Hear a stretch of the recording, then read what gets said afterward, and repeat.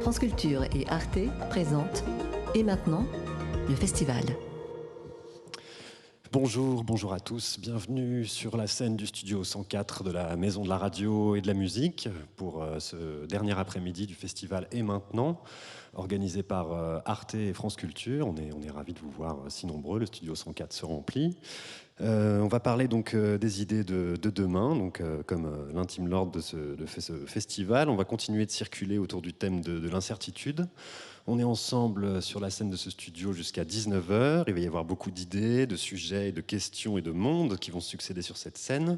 Le célibat, un peuple autochtone du Kamchatka, la vitesse et différentes lignes de front. On va commencer tout de suite à la fois par une avant-première et un débat autour d'une nouvelle web-série proposée par Arte sur ce qui s'apparente à un monstre de maintenant et de demain peut-être. J'ai nommé le streaming. On va parler de la forme de la web-série Frankenstream. Et pour ce faire, on accueille Daniel Kamdakov d'Arte, Gauthier Roussil, Gilles Fressigné et Jérôme Molly.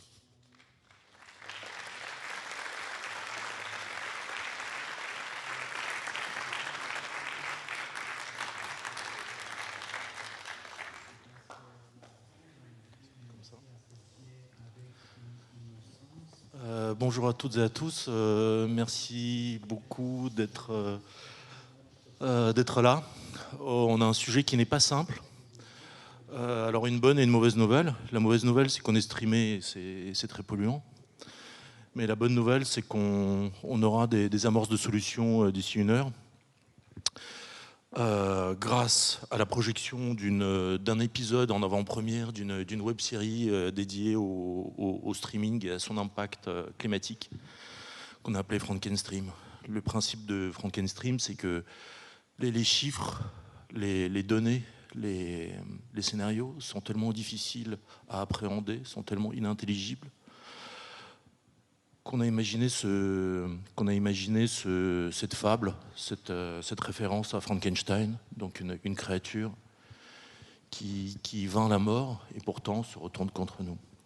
Après la projection de cet épisode, dont vous pourrez découvrir l'intégralité de la web-série le 29 novembre sur arte.tv et sur YouTube, donc d'excellentes plateformes de streaming,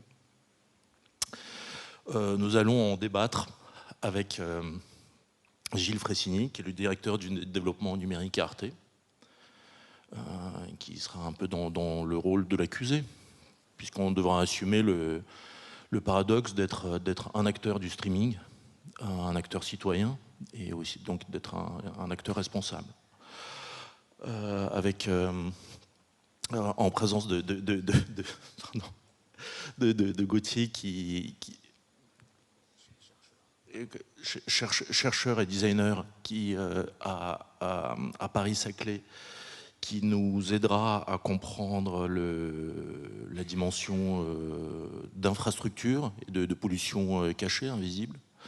Et enfin, en visioconférence, Jérôme Molly, qui dirige un collectif et qui aide à trouver des solutions le collectif Green IT, pardon, qui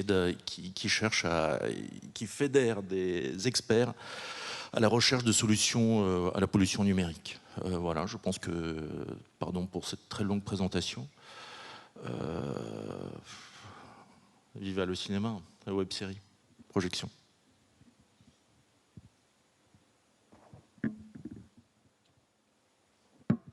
Human one, clean air and a livable climate are inalienable human rights. And solving this crisis is not a question of politics, it is a question of our own survival.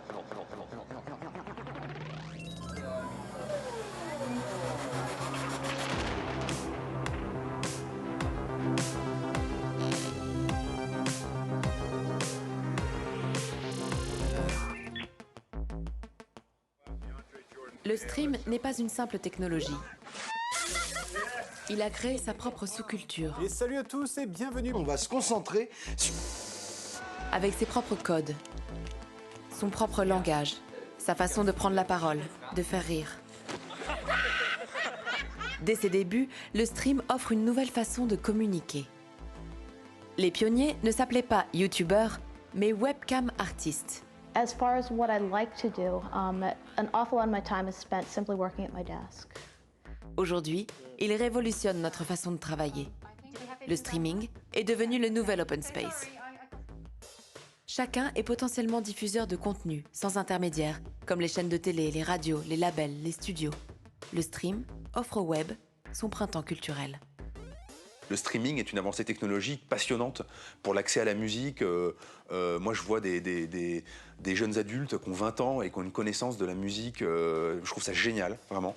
Qu'on puisse accéder à de la pop coréenne et du rap nigérian et de la folk mexicaine très facilement. Là où auparavant, en fait, j'avais tout simplement pas accès ou très peu, difficilement accès à ces musiques. Des tutos de vulgarisation scientifique aux conférences, en passant par les cours en ligne, le streaming réalise toutes les promesses d'Internet comme source d'accès au savoir universel. Moi, je sais que j'ai des mômes. Ils m'ont fait découvrir des choses sur YouTube que je ne soupçonnais pas. Gens qui faisaient de la médiation scientifique en recherche sur YouTube, des youtubeurs ultra talentueux qui diffusent des articles de recherche, des mômes de 14 ans, 16 ans qui regardent ça. Ces gens-là, ils le font mieux que nous-mêmes, les chercheurs. Mais ils connaissent la recherche. Moi-même, j'ai appris des choses en regardant. Je suis devenu consommateur de ça. Je m'attendais. Donc, c'est pas que les chats, YouTube. Dans un futur proche, le streaming peut même se transformer en allié contre le changement climatique. Le GIEC l'a bien compris, avec sa propre page YouTube. Outil de travail des scientifiques, le stream sert de porte-voix à leurs recherches, de mégaphone pour alerter sur l'urgence écologique. Le streaming est une formidable technologie dans un ensemble de situations critiques. C'est aussi une formidable technologie quand on est en pleine pandémie pour continuer à fonctionner, pour continuer aussi à accéder à de la culture, etc. Le sujet, c'est l'usage raisonnable, en fait, du streaming. C'est ça, le sujet. Le stream est nécessaire. Il doit donc devenir vert. Comment le domestique-t-on ? Sit down. Aucune sphère de notre existence n'échappe à son bilan carbone. Logement, vêtements, alimentation, transport. Tous ces secteurs visent l'efficacité environnementale. Le streaming, comme le reste du numérique, s'affranchit de cette nouvelle norme. On brûle de la data sans compter. Notre gaspillage n'est pas qu'alimentaire, il est aussi technologique. L'heure est venue pour le stream de rentrer dans le rang. La sobriété appliquée au streaming, c'est pas non plus le retour à l'âge de pierre, c'est pas non plus le goulag, c'est pas de l'écologie punitive, c'est simplement être raisonnable. Et donc, quand on regarde une émission où la qualité de l'image, par exemple, n'est pas absolument prépondérante, je peux peut-être le regarder en haute définition plutôt qu'en 4K. Ça sera tout à fait suffisant pour suivre un journal télévisé. Le stream nous a convertis à l'immédiateté. Plus besoin d'attendre pour regarder un programme. Il abolit les horaires et doit commencer quand on veut, c'est-à-dire tout de suite. C'est tellement génial, c'est tellement pratique, c'est tellement chouette le streaming. Parce que c'est vrai que c'est vraiment pratique et que c'est vraiment chouette. Cette instantanéité et le fait de pouvoir consommer des dizaines de milliers de films ou de documentaires comme ça en claquant des doigts, il y a un côté magique, il y a un côté super pratique. Et donc on a envie de pouvoir continuer ces usages-là, quand bien même on commence quand même à prendre conscience que ça a des impacts absolument délétères sur l'environnement. Miroir de nos propres excès sur Internet, le streaming nous a rendus plus impatients que jamais. En passant de la 2G à la 3G, puis à la 4G, les vitesses de connexion s'accélèrent. À chaque fois, un nouveau réseau est déployé, avec des nouvelles antennes, de nouveaux serveurs, un nouveau parc de téléphones. On détruit la planète pour gagner quelques millisecondes.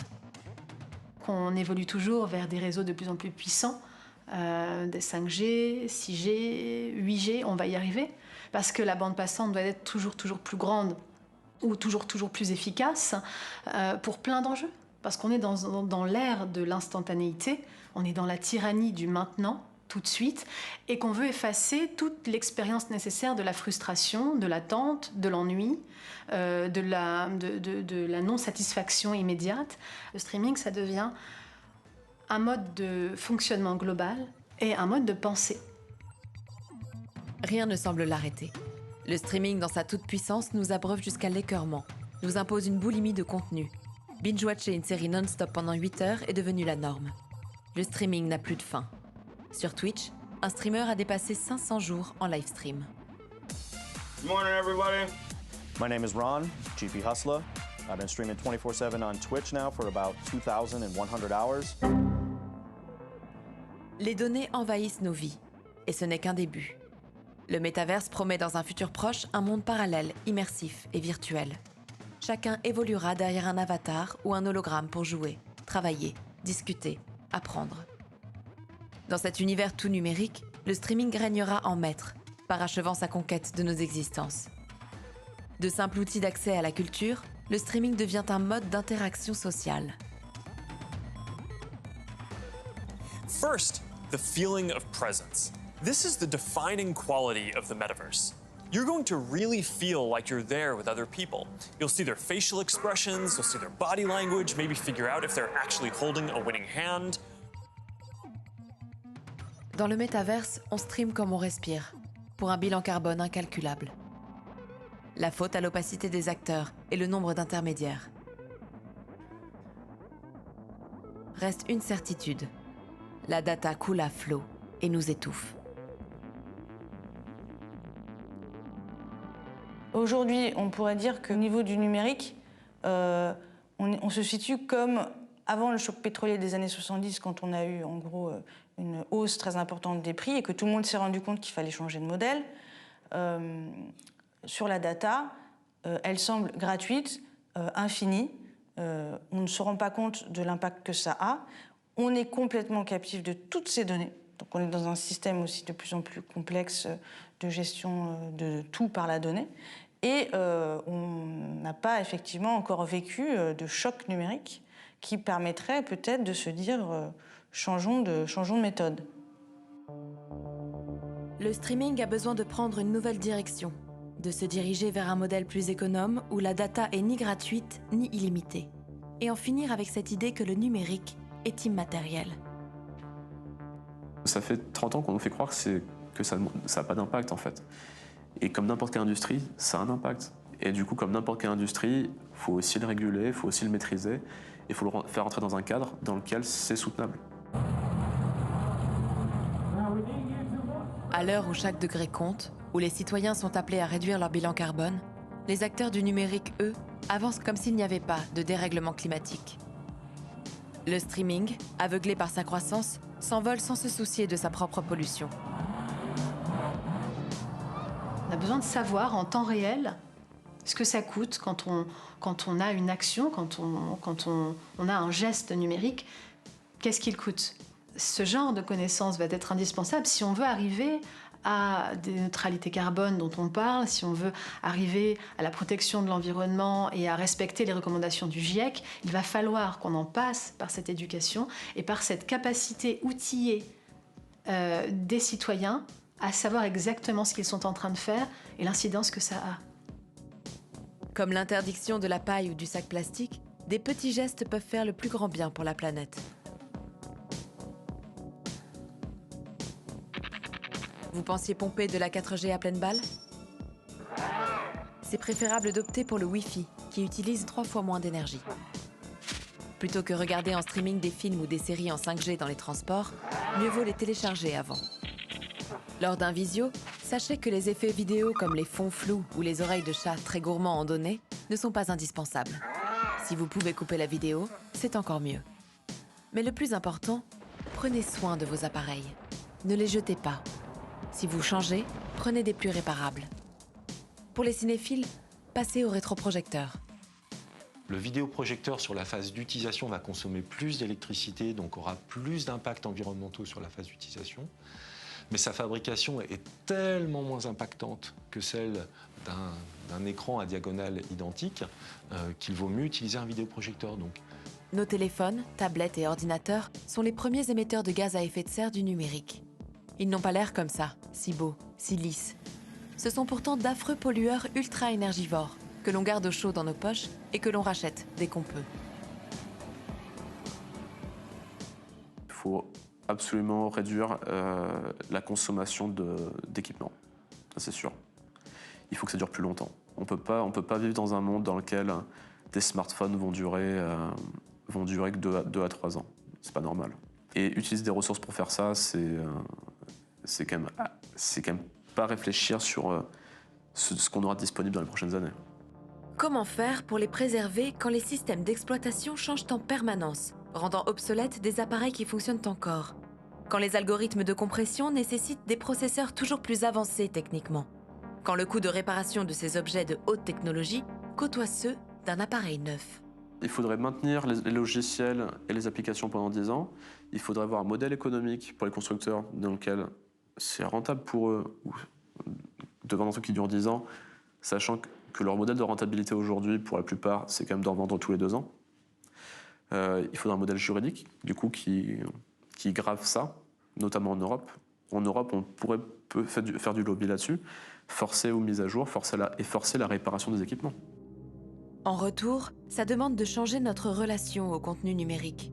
Ralentir la frénésie, circonscrire son usage dans le temps et dans l'espace, y chercher autre chose, moins de gavage, plus d'appréciation.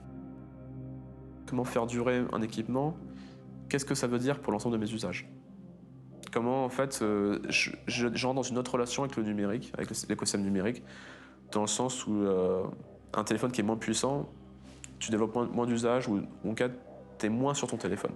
Parce qu'en fait, c'est plus lent, etc. Et finalement, tu te dis, bon, est-ce que j'ai besoin de tout faire par le numérique?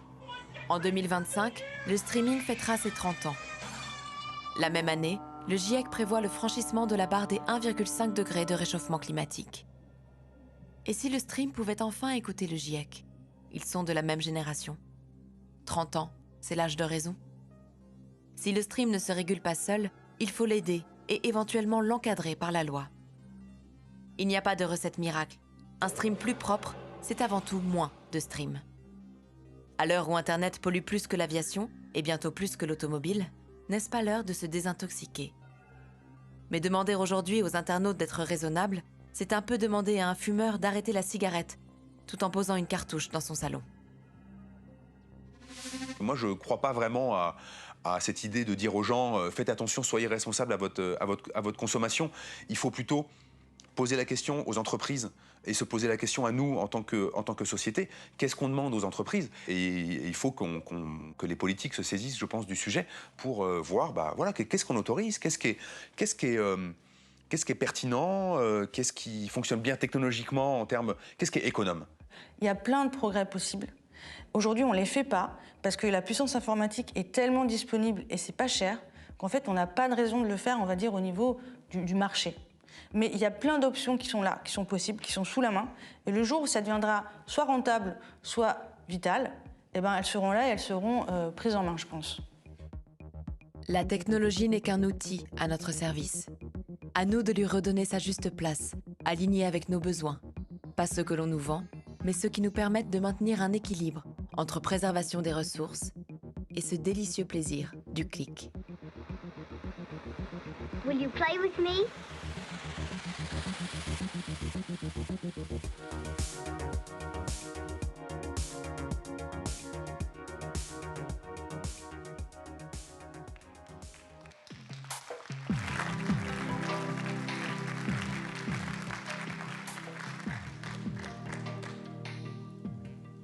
Merci beaucoup. L'intégralité de la série sera en ligne donc, sur arte.tv et YouTube le 29 novembre prochain avec les 3 épisodes que vous pourrez découvrir à ce moment-là. Et donc je propose tout de suite de poser la question à Gauthier Roussy, qui est donc designer et chercheur à Paris-Saclay. Est-ce que la crise de la data est pour cet hiver? Est-ce que le choc de la data, prise de conscience et que c'est une ressource, et donc la prise de conscience que c'est une ressource et qu'elle est finie, est pour cet hiver ou pour quand pensez-vous? En fait, il y a pas mal de choses à dire sur ce qu'on entend par la donnée. En l'occurrence, c'est pas tant les données qui sont inquiétantes en tant que telles, c'est à quel niveau on fait grossir les infrastructures pour accueillir ou transférer plus de données. Et en fait, c'est plutôt à ce niveau que ça joue, parce que finalement, on a aujourd'hui un nombre défini de data centers en France, un nombre défini de réseau en France, qu'ils soient fixes ou mobiles avec 3G, 4G, 5G. Et du coup, ces équipements ont bien sûr une empreinte qui va consommer de l'électricité. Et en fait, c'est discuté à ce moment par les groupes de le groupe de travail de la sobriété énergétique de cet hiver d'ailleurs. Donc les data centers vont sûrement s'effacer à un moment donné, mais il n'y aura pas de souci à mon avis du tout cet hiver. Alors je voudrais rebondir sur votre réponse pour poser les questions et éclairer les non-initiés. Quand vous parlez de data center, de toute l'infrastructure, en fait, qu'est-ce qui se passe quand on clique sur une vidéo ou quand on lance une visioconférence ou qu'on se connecte à un jeu vidéo? Qu'est-ce qui se passe concrètement? Alors, disons que je suis devant un équipement, qui soit une télé, un smartphone, un ordinateur. Je clique sur Play. Deuxième équipement qui va être dans cette chaîne d'action, c'est la box. Alors la box Internet, si je suis sur un équipement type ordinateur ou portable. Si je suis sur une télé, c'est la box TV aussi qui va être activée. Ensuite, le signal est transmis via le réseau fixe normalement, si je suis en box, ou par le réseau mobile, donc les antennes 3G, 4G, 5G, qui elles-mêmes ensuite vont envoyer le signal dans le réseau fixe. Au final, tout arrive dans le réseau fixe, le réseau de l'opérateur.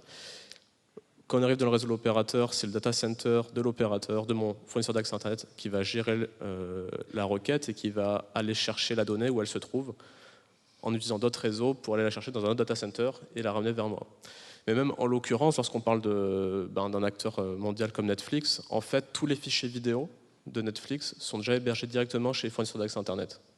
Donc en fait, Netflix a directement tous ses serveurs vidéo chez Orange, chez Bouygues, chez Free, etc.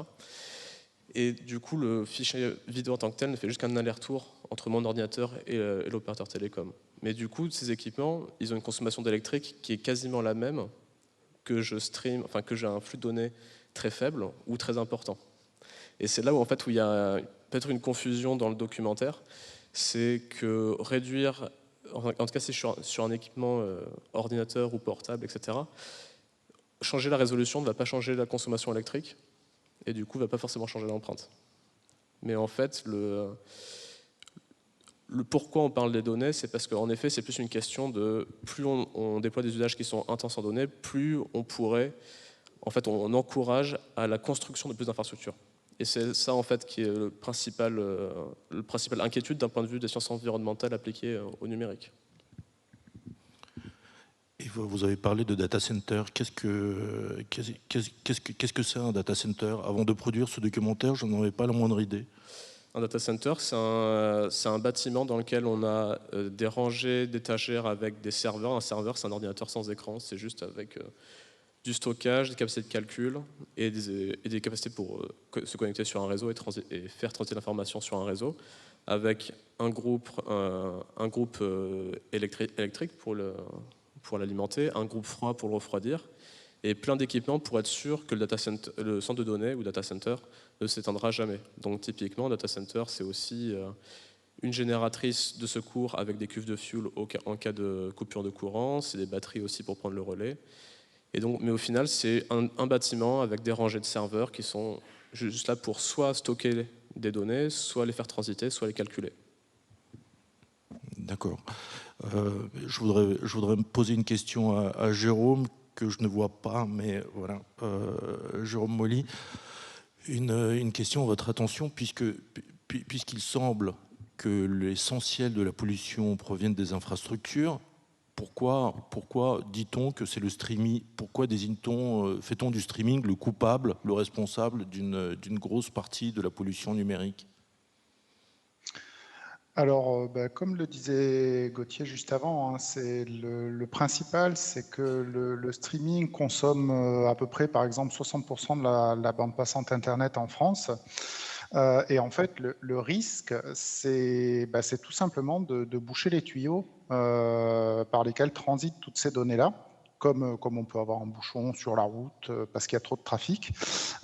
Et donc, du coup, la solution aujourd'hui récurrente, c'est de dire il faut une plus grande route.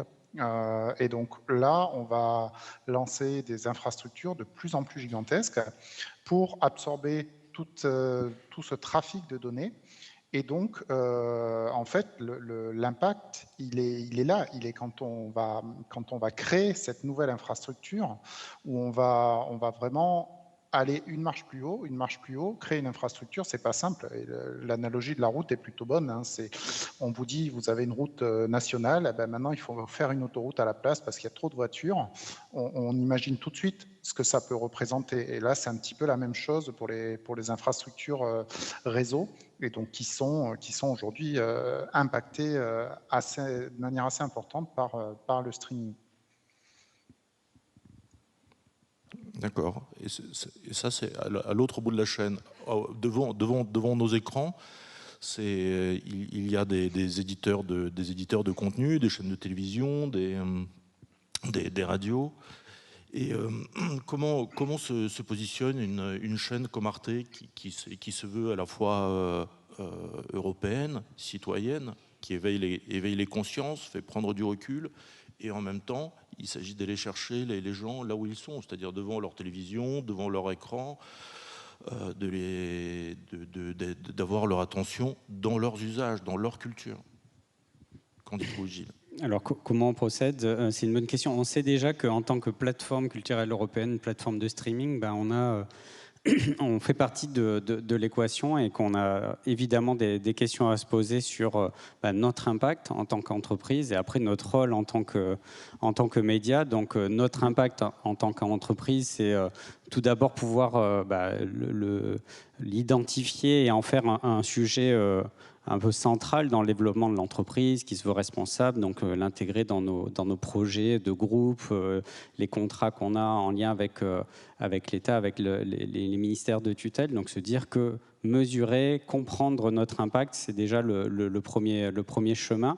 Et c'est pas simple, on en parlait avec Gauthier, on le voit dans le documentaire, on voit que en fait, la mesure, elle est liée à à un grand nombre d'éléments, de l'outil qu'on utilise, enfin le téléphone, l'écran de télé ou autre, le transfert des données. Et puis quand on est une entreprise qui coproduit des programmes, produire ces programmes, ça a aussi un impact.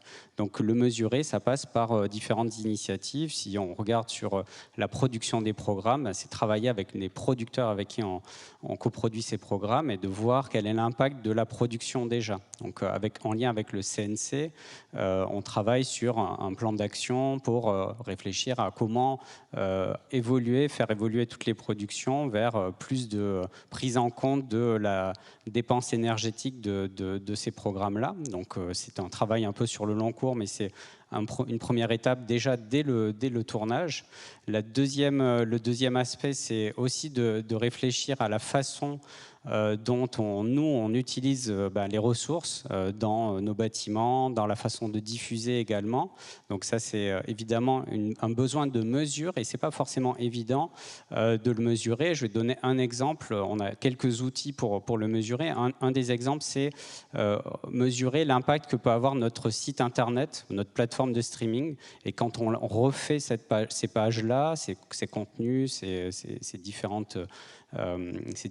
accès à nos contenus, en fait, on a un outil qui s'appelle GreenFrame qui permet de mesurer le poids des pages. Parce que si on télécharge une page d'Internet qui est lourde, on consommera plus de données, donc potentiellement on demandera de construire des autoroutes plutôt que des nationales, si je prends l'analogie qui a été faite tout à l'heure.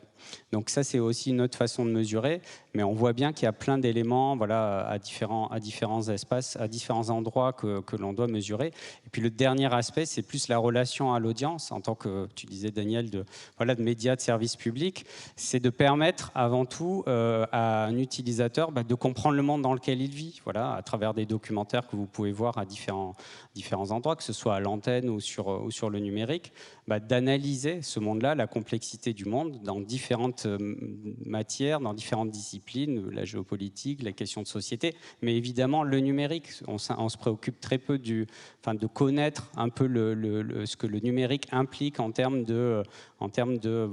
d'utilisation des données, certes, mais d'usage peut-être citoyen.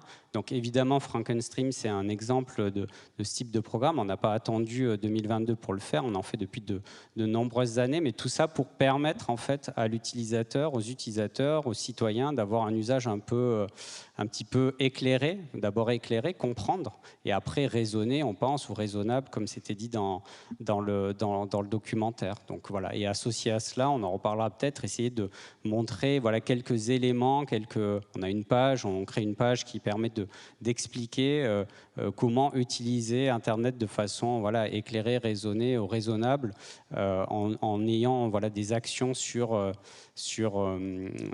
par exemple les paramètres de sa page, ou la façon de ne pas renouveler tous les 2 ans, ça a été dit plusieurs fois, mais la question de rétrocompatibilité, par exemple, d'avoir un site internet qui est accessible à des téléphones, à des ordinateurs, à des téléviseurs qui datent de plus de 10 ans, c'est une démarche assez lourde pour une entreprise, parce que ça oblige à maintenir des applications, des sites sur des vieux supports, Windows 7, on s'en souvient, ou même des vieilles télévisions, mais c'est aussi une façon de permettre finalement à l'utilisateur de ne pas avoir à renouveler constamment son matériel, et c'est aussi une action concrète qu'on essaie de mettre en œuvre avec les équipes techniques.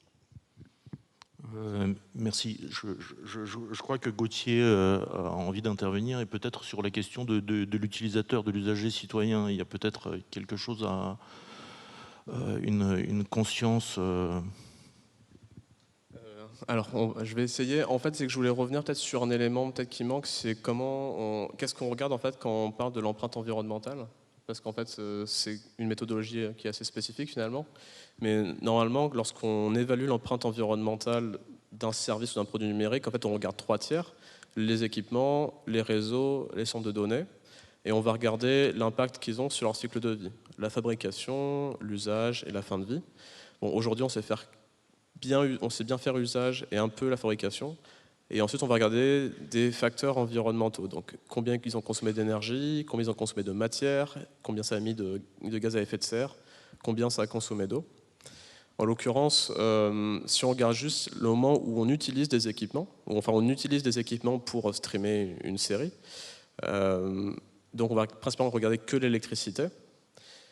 Principalement, la consommation d'électricité, elle vient juste de la télé. En fait, le principal pôle d'impact du streaming lorsqu'on regarde juste l'usage, c'est la télé en fait. Et plus la télé est grande, plus elle consommera. Et du fait que j'ai des programmes qui sont de meilleure qualité, du coup, je peux augmenter ma diagonale de télé. Mais la télé, au-delà de sa consommation électrique durant la phase d'usage, donc durant le visionnage, c'est aussi les équipements qui ont les empreintes environnementales parmi les plus lourdes, en fait, dans tous les équipements des consommateurs. Et en fait, principalement, la principale source de consommation électrique du streaming, c'est avant tout la télé. Un téléphone consomme beaucoup moins, a une part de réseau plus importante, mais c'est toujours beaucoup moins que sur une télé. Et donc, au niveau des utilisateurs, en fait, c'est surtout une question de comment je m'équipe, en fait. Et en effet, avoir des télés toujours plus grandes, c'est peut-être un des soucis principaux. Mais moi, je pense pas que... se dire que parce que je vais réduire la résolution de ma vidéo, je vais avoir un impact réel, c'est pas vrai en fait. C'est un impact indirect pour essayer de participer à la stabilisation des capacités qu'on veut, mais c'est principalement des questions d'équipement en fait, à la fin.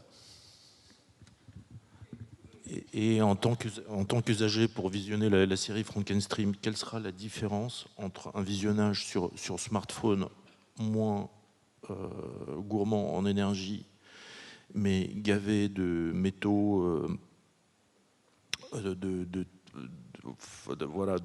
choses, pardon, de métaux, voilà, tous ces composants rares, précieux, qui se recyclent difficilement et qu'il a fallu aller chercher à l'autre bout du monde, et la télévision gavée d'électronique, mais peut-être plus rustique, j'allais dire. Quelle est la différence? Est-ce que vous avez une conscience de ça, une intelligibilité? En fait, maintenant, c'est quand même très rare d'avoir des télés sans électronique, déjà. Enfin, ce qu'on appelle du coup des smart télé. Et en fin de compte, dans tous les cas, l'empreinte environnementale de la télé sera toujours très, très, très largement supérieure à celle d'un smartphone. le premier facteur, c'est la masse en fait. Une télé, c'est juste bien plus lourd, bien plus imposant, donc ça consomme beaucoup plus de matière pour être conçu. Et sur tous les aspects, la télé sera toujours de loin le perdant. Enfin, je ne suis pas sûr de mes chiffres, mais un téléphone, c'est en moyenne entre 50 à 80 kg d'équivalent CO2 sur tout son cycle de vie. Une télé, je crois que c'est plutôt 2000 en fait. C'est quand même pas la même histoire. Et en termes de pollution, une télé à produire est aussi plus impactante du fait de la quantité de métaux nécessaires pour la produire. Je voudrais reposer pratiquement la même question à Jérôme Molly, dont le collectif Green IT réfléchit aux usages de l'informatique, un autre rapport à la technologie, un autre rapport au numérique. Oui, je vais rejoindre Gauthier sur son analyse. C'est nous, quand on fait des analyses de cycle de vie pour montrer justement qu'est-ce que ça coûte à la planète, par exemple, 1 heure de streaming dans son salon, on arrive à plus de 80% de responsabilité sur la télé et particulièrement sa phase de fabrication. Donc en fait, l'urgence numéro 1 qu'on pourrait donner aux personnes qui cherchent à réduire leur impact, c'est ne changez pas de télé, surtout. C'est là que se passe côté utilisateur l'impact principal. C'est 32 000 litres d'eau pour fabriquer une télé et les impacts, par exemple, sur la plupart des appareils électroniques sont beaucoup liés à la fabrication des dalles. Donc c'est pour ça que dans le reportage, il était fait mention des vidéoprojecteurs, par exemple, qui consomment un peu plus d'électricité à l'instant T, mais qui ont un impact au moment de leur fabrication bien moindre. Donc voilà. Donc en effet, le smartphone, puisqu'on parle de télé contre smartphone, par exemple, le smartphone aura un impact à la fabrication qui est le principal impact environnemental du numérique, bien moindre.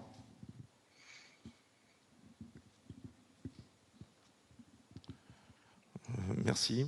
Et moi, je voulais vous, par exemple, dans les épisodes précédents que j'ai eu le privilège de voir, les questions de l'énergie, en effet, est absolument centrale, puisque les grands acteurs du numérique, en ouvrant des fermes solaires ou des mini-barrages hydrauliques, deviennent peu à peu des acteurs de l'énergie.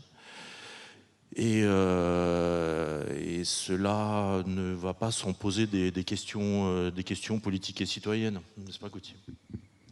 Oui, en fait, c'est d'ailleurs les travaux de Cécile Diguet qui apparaissent dans le documentaire avec Fanny Lopez, qui sont très bons sur le sujet. En effet, des centres de données, c'est une surface occupée, des besoins d'énergie, des besoins d'eau, des besoins en main-d'œuvre. Alors, en fait, aujourd'hui, les critères de sélection, si je suis un opérateur data center et que je cherche un endroit où m'installer, je vais regarder là où il y a où se situent les usagers que je souhaite toucher et comment j'essaie de me mettre proche d'eux. Là où est le foncier le moins cher, là où j'ai un accès au réseau de distribution d'électricité qui est privilégié, là où l'électricité est moins chère aussi, s'il y a des risques naturels. Mine de rien, on essaie de mettre moins de data centers là où il y a des risques d'inondation, d'éruption, etc. C'est pour ça qu'en Islande, ça prend pas tant que ça, enfin ça prend un petit peu, mais pas tant que ça, les data centers, puisqu'il y a quand même des volcans, et en plus on est loin des usagers. Et au final, lorsqu'on les met sur un territoire, c'est toute une nouvelle consommation, une nouvelle demande de puissance électrique qu'il faut aménager et qui est difficilement trouvable maintenant. Alors typiquement, le cas le plus concret, c'était l'Irlande. Enfin, aujourd'hui, derrière les derniers chiffres de l'Office des statistiques, les data centers consomment 14% de l'électricité nationale en Irlande, mais ça fait 15 ans qu'ils attirent des data centers sur leur territoire. Donc, bon, sauf que maintenant, ils sont arrivés à bout, ils n'ont plus de capacité, ils n'ont plus d'électricité disponible en fait. Donc, il faut absolument réaménager à la fois le schéma électrique du territoire, repenser de nouvelles sources d'approvisionnement, etc. Et surtout se poser la question, est-ce qu'on peut dire non au développement des data centers au niveau local ? C'est arrivé très récemment aux Pays-Bas, ce qui n'est pas non plus le pays des plus grands contestataires, généralement, où des résidents se sont battus pendant quelques années contre l'installation d'un data center géant de Meta ou de Google, je ne sais plus, et le projet a finalement été annulé après des années de combat, parce qu'ils avaient, sous prétexte qu'il n'y aurait pas assez d'électricité pour tout le monde, et il y aurait aussi des enjeux sur l'eau qu'il faudrait traiter dans tous les cas. Donc en fait, il y a un peu une fin de lune de miel aussi sur l'installation des data centers, au moins d'un point de vue, on va dire, de discours, parce qu'on d'un point de vue réel, je pense qu'on n'a jamais construit autant de data centers en France et en Europe qu'aujourd'hui. Et qu'on pense. Merci.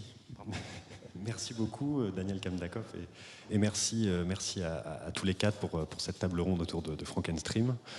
Peut-être que du coup, on streamera plus comme avant, après vous avoir entendu, en tout cas après avoir vu cette série. Merci à tous les trois. Vous pouvez quitter le plateau. Merci, on peut vous applaudir.